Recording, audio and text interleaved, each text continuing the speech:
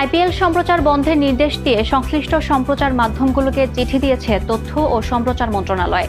চিঠিতে বলা হয়েছে ২৬ মার্চ থেকে অনুষ্ঠিত হতে যাওয়া ইন্ডিয়ান প্রিমিয়ার লিগ আইপিএল থেকে বাংলাদেশের তারকা খেলোয়াড় মুস্তাফিজুর রহমানকে ভারতীয় ক্রিকেট বোর্ড বাদ দেওয়ার নির্দেশ দিয়েছে।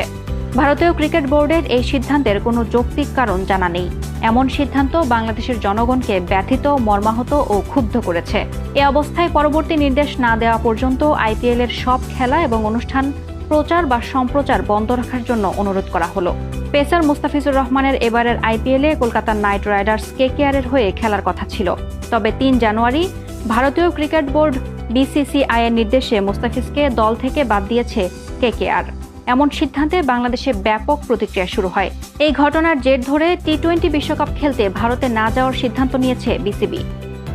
সবার সহযোগিতা নিয়ে নির্বাচন কমিশন একটি সুষ্ঠু ও বিশ্বাসযোগ্য নির্বাচন দিতে পারবে বলে জানিয়েছেন প্রধান নির্বাচন কমিশনার এএমএম নাসির উদ্দিন। সোমবার সকালে রাজধানীর আগারগাঁওয়ে নির্বাচন ভবনের সামনে রিটার্নিং কর্মকর্তাদের সিদ্ধান্তের বিরুদ্ধে আপিল আবেদন জমা দেওয়ার বুথ পরিদর্শনে গিয়ে সিইসি সাংবাদিকদের নির্বাচন নিয়ে কথা বলেন।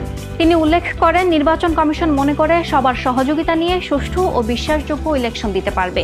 আসন্ন নির্বাচন নিয়ে দুশ্চিন্তা না করার আহ্বান জানিয়েছেন সিইসি। এদিকে ত্রয়োদশ জাতীয় সংসদ নির্বাচনে রিটার্নিং কর্মকর্তাদের দেয়া সিদ্ধান্তের বিরুদ্ধে আজ থেকে আপিল আবেদন গ্রহণ শুরু করেছে নির্বাচন কমিশন। মনোনয়নপত্র গ্রহণ বা বাতিলের বিরুদ্ধে সংশ্লিষ্ট ব্যক্তি, প্রতিষ্ঠান ইসিতে আপিল করতে পারছেন। ২৪ ঘন্টার ব্যবধানে দেশের সর্বনিম্ন তাপমাত্রা ১ ডিগ্রি সেলসিয়াস কমে গেছে। দেশের ১২ জেলায় সোমবার শৈত্যপ্রবাহ বইছে। তবে ৫ জানুয়ারি রাজধানীর তাপমাত্রা ১ ডিগ্রি সেলসিয়াস বেড়েছে। সোমবার রাজশাহী বিভাগের ৮ জেলা এবং কুষ্টিয়া, চুয়াডাঙ্গা, যশোর ও দিনাজপুর জেলায় শৈত্যপ্রবাহ বয়ে যাচ্ছে। সোমবার দেশের সর্বনিম্ন তাপমাত্রা রেকর্ড করা হয়েছে পাবনার ঈশ্বরদীতে ৮.৪ ডিগ্রি সেলসিয়াস। রোববার দেশের সর্বনিম্ন তাপমাত্রা ছিল মৌলভীবাজারের শ্রীমঙ্গলে ৯.৫ ডিগ্রি সেলসিয়াস।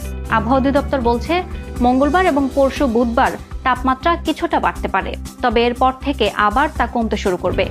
চলতি মাসে দেশে অন্তত ৫ দফায় শৈত্যপ্রবাহ হয়ে যাওয়ার পূর্বাভাস দিয়েছিল আবহাওয়া দপ্তর। এর মধ্যে একটি তীব্র শৈত্যপ্রবাহ হতে পারে।